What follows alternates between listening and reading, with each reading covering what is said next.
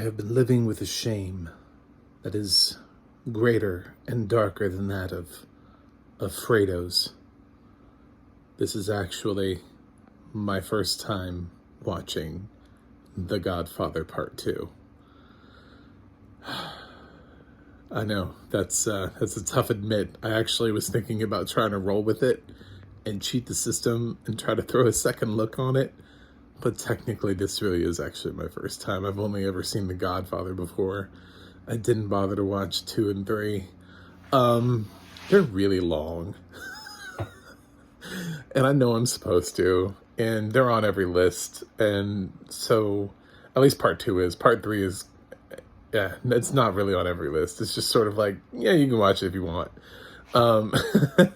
But I did. It's remastered on Paramount Plus, so I gotta get some of these bucket list classics off my list that actually have audio description, because there's so few of them that actually have audio description nowadays. Jesus. It's so hard to be a film buff when like so many of these films don't have audio description. But luckily Godfather Part 2 does, so knock that off of my thing. Good Lord, this movie is long. 3 hours and almost, it's 3 hours and 20 something, just under 3.5. And it actually it kept the intermission. It doesn't really, it's not long. It's just, it has the intermission pop up. It's like intermission. And then it goes back into the movie. So I guess you could pause it at the intermission and have yourself an intermission if you really need one. But it doesn't like hold the word intermission on your screen for 15 minutes. So, that would be awkward. So, yeah, this is my first time watching The Godfather Part 2. I apologize. I do have some classics that I don't like admitting to the fact that I haven't seen yet, and I will get around to. But you know what? I spent so long working in movie theaters, I've seen so many random shitty films that I swear like nobody has seen. And then I worked at a video store. So I've seen a ton of movies, just not the right ones. Not all the right ones. I've seen a lot of the right ones, but not all of them. This is one of them. So first time through, and I liked it. I still think the first one is better, but this one's really good. It's it's older than I am. So as far as spoiler rules go, there are no spoiler rules. Plus, I've heard the Fredo line before, so it was already spoiled for me going into the film, and it didn't change the film for me. I wasn't like, ooh, where is this? I didn't even know if it was a part 2 or part 3 line.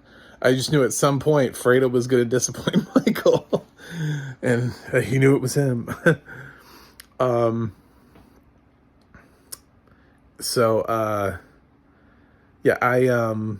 The first one just, it kind of introduces and rounds out better. This one does its own thing in a different way and does that really well. So if I had to choose between the two, it's like trying to choose between Toy Story 1 and 2. They're both great films. Actually, 1, 2, and 3 are all great films.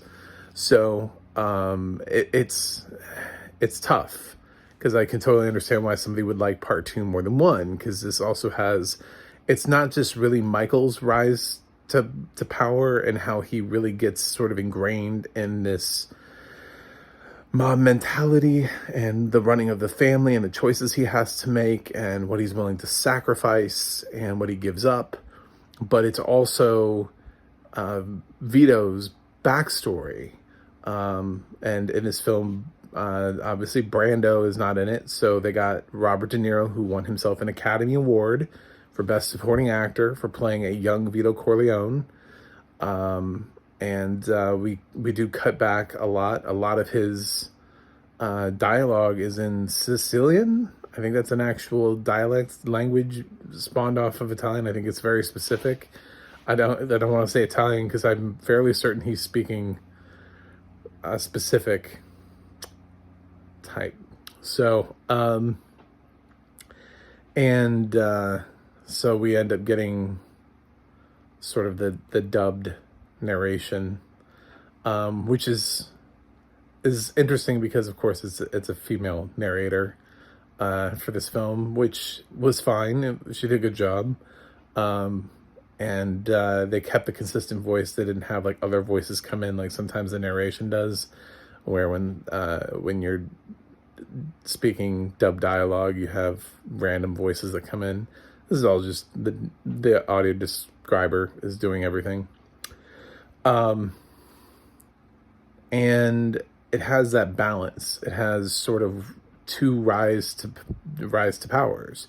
The Godfather had them already in power, so it was already sort of the Corleone family at the top, and more of Vito's, I guess you could say, fall, and also just sort of the chaos that sort of threw the family in, and them fighting to maintain.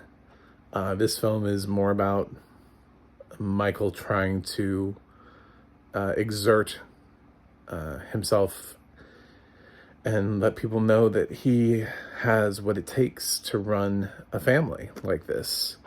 They brought back some people we've seen before, like Robert Duvall and Diane Keaton, and they brought in some new people. And it, like I said, it got Robert De Niro a Best Supporting Actor Oscar. So, I don't know really what else to say about this film that hasn't been said by like thousands of critics over the, infinite amount of time that people have been able to watch this film. I don't actually have complaints about the film. It, like I said, it's really just like it's trying to choose between two films that are great and just like slightly ranking one over the other just because you like what the film does more than the other film. They're both A-level films.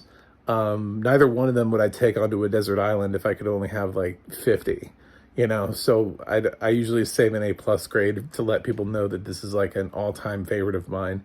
I just think they're great films. I think they're great works of art.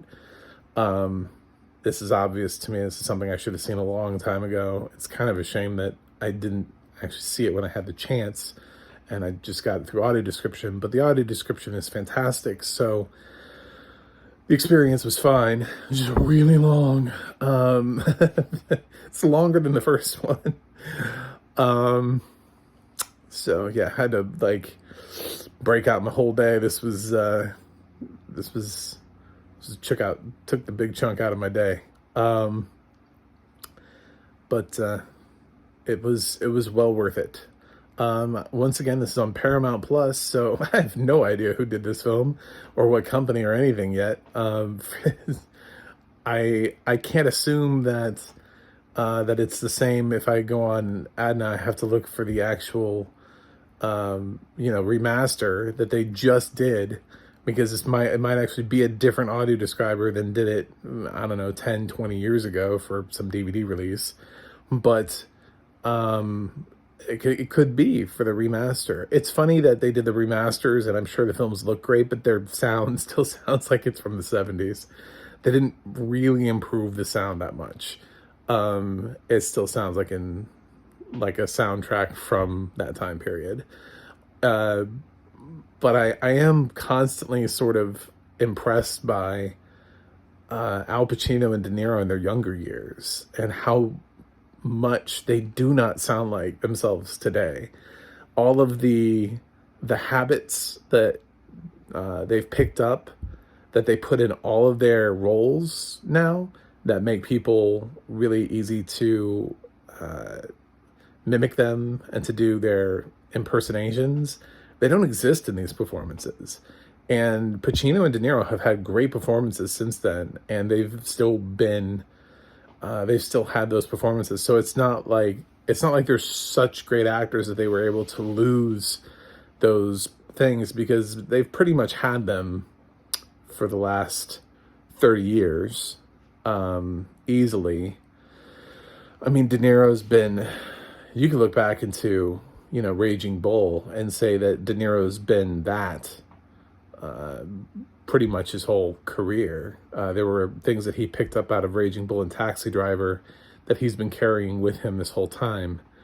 And Pacino, probably around the same time, started picking up similar habits, but they're not here in this film. They don't exist.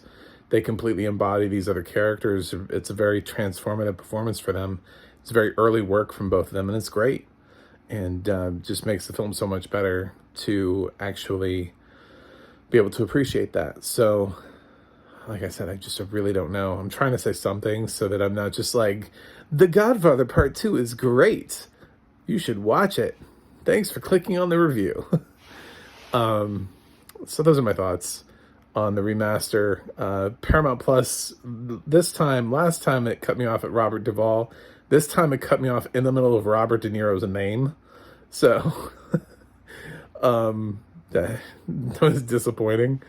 I got like 3 actors deep, and then it started to say Robert De Niro. I'm guessing it was Robert De Niro because I only got the Robert part, but there aren't that many Roberts in this film, and I'd already gotten Duvall.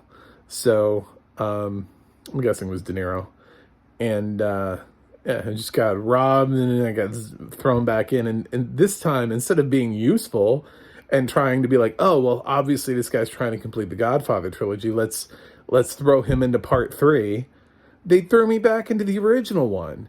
I was like, Paramount Plus, don't you pay any attention? I just watched this. Why the fuck would I want to go backwards? Why the fuck would I want to go back to the original Godfather after part 2 and be like, oh, I need to rewatch this one again? No, isn't it more likely I would go to part 3? Like, what crackhead programmed this stuff? Not only can I not watch credits, but it sent me back to the film I had already watched. Stupid shit. Anyway, they're gonna lose the streaming wars if they don't get their shit together. Yeah, so you can catch it on Paramount Plus. The narration's fine. If I can ever figure out who did this, I'll put it in my print review. But like I said, it's the remaster, so it could be a new person. Anyway, I'm going to give The Godfather Part 2 an A and end this review because there's really nothing else I can say that hasn't been said by 1,000 other people. It's fantastic. Just so much stuff in this film that was great. Yeah. Well, I checked that off my list. One more that's on the IMDb Top 250. One less. That thing's always changing anyway. It's impossible to always have Top 250 unless you're stalking it, because some film always ends up like popping up on there. Like everything everywhere all at once is already on the IMDb Top 250, and that thing's just was released in theaters. So I feel like that's Top Gun Maverick was on there. It's like, that film's been out for like 3 weeks, and we've already just declared that it's one of the best 250 films ever made. Come on, guys. Calm down, IMDb. Anyway, so let me know what you think about The Godfather Part 2 in the comments, and don't forget to like and subscribe. And I will get to part 3, I promise. MacMovieGuy.com is my site. The audio description project will tell you what has audio description and where you can watch it.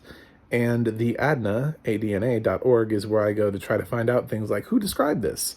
I don't think I'm going to find an answer because it is user-driven database, not and not the industry-driven that it should be, like IMDb. It would be nice if the industry recognized it and actually submitted all of their stuff like they do to IMDb, but unfortunately they don't. So we get what we get.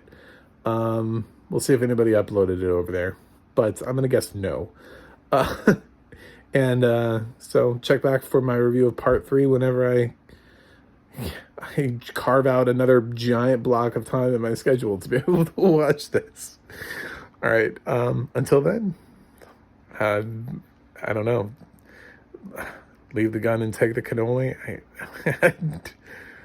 Don't disappoint Michael Corleone. He knows it was you. Something. Anyway.